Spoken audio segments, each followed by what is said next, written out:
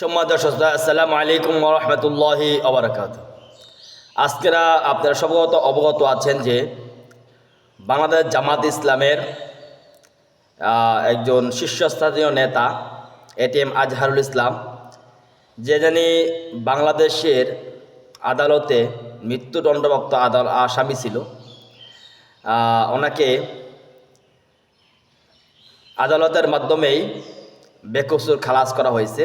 উনি জেল থেকে বের হয়েছে। সেই সুবাদে জামাত ইসলামের বিভিন্ন পর্যায়ের লোকেরা, বিশেষ করে জামাত ইসলামের আমির সাংবাদিক সম্মেলন করেছে।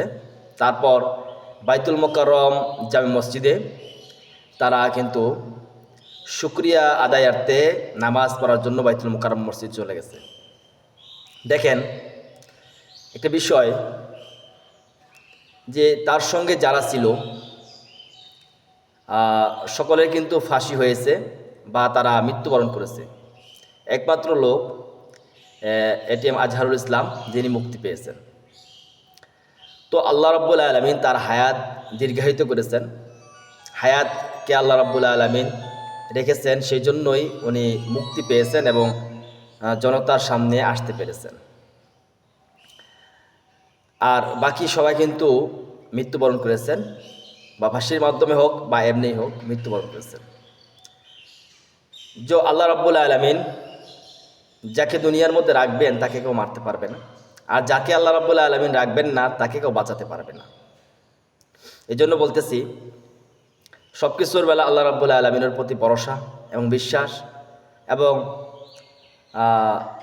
তকদিরকে বিশ্বাস করতে হবে ভাইজান আমাদেরকে। যেটা ইমান আমাদেরকে আনতে হবে, ইমানের বাইরে আমাদেরকে যাওয়া যাবে না। তাই প্রত্যেকটা মানুষদেরকেই অবশ্যই আল্লাহর প্রতি এবং আল্লাহ রসুলের প্রতি ইমান আনতে হবে, বিশ্বাস স্থাপন করতে হবে, তাকদীরকে বিশ্বাস স্থাপন করতে হবে। অর্থাৎ আমাদের জীবনের মধ্যে যা কিছু ঘটে যাবে, এটা থেকে আমরা যতই পিছপাও হতে থাকি না কেন, যেটা আমাদের জীবনে সেটা ঘটেই যাবে। অতএব আমাদের জীবনের মধ্যে যা কিছু আছে, যত সুখ আছে শত সুখ আমরা পেয়ে যাব, সমস্ত দুঃখ আছে সমস্ত দুঃখ আমরা পেয়ে যাব। মনে করতে পারেন যে আপনি যদি রাস্তা থেকে বের না হতেন তাহলে আপনি অ্যাক্সিডেন্ট করতেন না। আসলে আপনার রাস্তার থেকে বের হতেই হবে রাস্তার মধ্যে, কারণ আপনার তকদির আছে আপনার অ্যাক্সিডেন্ট। আপনি বর্গরসিদ কীভাবে থাকবেন?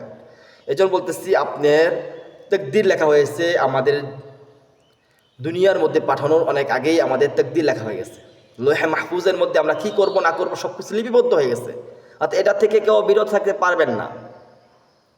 যে যাই করেন না কেন, আমাদের অবশ্যই আমাদের সঠিক সময়ে সঠিক গন্তব্যে আমাদেরকে পৌঁছাতে হবে। সেটা পৌঁছানো ছাড়া আমাদেরকে বিকল্প কোনো ব্যবস্থা নাই। আমাদের সেই স্থানে যেখানে ঘটার কথা সেখানেই ঘটবে। আল্লাহ রাব্বুল আলামিন যেটা যেখানে ঘটাবেন সেটা সেখানেই ঘটবে। এর থেকে আমাদেরকে বিরত থাকার কোনো সুযোগ নাই। আল্লাহ রাব্বুল আলামিন আমাদেরকে তৌফিক দান করুক। আল্লাহ রাব্বুল আলামিনের তকদিরকে বিশ্বাস স্থাপন করার তৌফিক দান করুক। ওমা তৌফিক ইল্লা বিল্লাহ।